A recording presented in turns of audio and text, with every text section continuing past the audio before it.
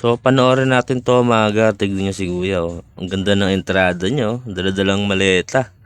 Palo mo, sasabak sa beauty pageant, no? Grabe. Ano yan mga gar? May laro kasi siya. Boxing to, boxing. So, parang comedy boxing lang yata to. Tignan nyo. Ang kulit ng suot niya. Nakabikini, nakasandals pa. Boxing yan mga gar, ha? Alam mo, rarampat talaga. Grabe yung taas niya, no? Ilang inches yung heels na yan. Ang kulit. Panis ka.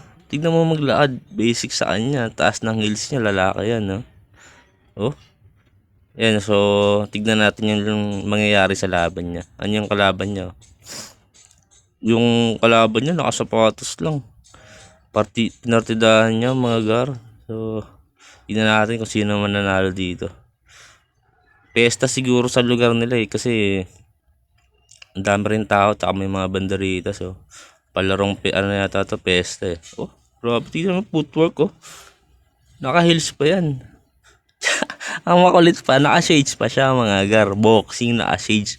You know, hindi niya pa tinanggal yung shades niya eh. You know? Eh, ano ba naman to? Alam ko na. Ano na siguro to?